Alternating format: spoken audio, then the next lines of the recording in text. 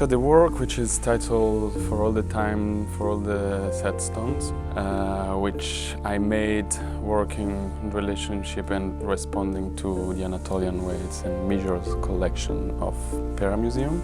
It's basically an installation that includes a video work, a sound piece, which is a sort of soundscape in the space, and a floor-based sculptural installation made with different materials and objects. So I also decided not to bring something within the space and put it there, but sort of creating a relationship, like some sort of ambiguity between what is the work I made and the space itself. So I think there are some certain areas of uncertainty in that sense, like where my work starts and where the collection starts, and so what's the sort of friction between the two. And since the beginning, my interest in the collection was not really in specific aspects or objects of it, but rather in seeing it as a sort of dense accumulation of human effort to define things, to control things, to somehow make sense of what is out there. So I started gathering images and stories, and then I came across two stories. One was basically the redefinition of the kilogram, because the original model, this platinum iridium cylinder that was like conserved in Paris, lost weight in about 130 years old. So all the scientists were worried about the fact that this, might even disappear or be stolen, and so there was this urgency of somehow giving up the fact that the kilogram itself relies on a physical object, and then making this kilogram definition something that relies on an absolute formula, that it doesn't relate to a physical entity anymore.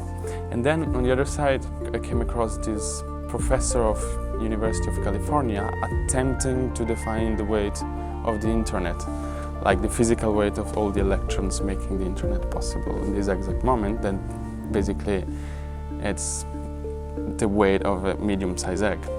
So I thought like these two stories, one like that was basically aiming to dematerialize the kilogram model, and the other one that was aiming to give some sort of materiality to the immaterial part of the internet, which of course relies strongly on material infrastructures.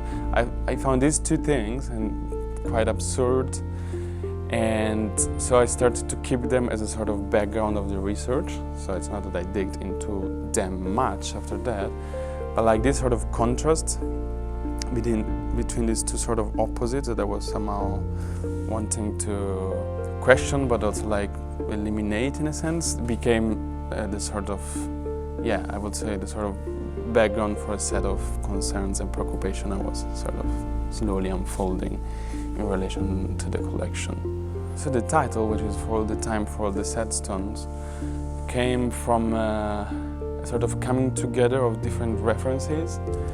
It's clearly refer to this statement, which is for all the time, for all the people, which is the statement used by the metric system, like this idea of creating some sort of universal understanding and measure for everything that can be used in different times and in different contexts and regions and like different people. Sort of ironically, I think I was quite fascinated by the idea that this might be sort of over in a sense, since we are sort of facing an anthropocentrism crisis, so I was sort of playing with that. So the installation includes several materials, some of them gathered in Istanbul, and some of them I kind of found in Italy where I was producing the work. There are like two main materials I worked with for this work. One is sand, and the other one is deer bones, dealing with different issues. And there is something I really find fascinating about sand, is the fact that it's this first material used by humans, so it's the basis of any civilization, but it is also the material used to produce silicon that is used like for all the digital devices. So like the Silicon Valley itself comes from silica, from sand. So there is this quite interesting circle between this sort of origin of civilization and what we are dealing with it now.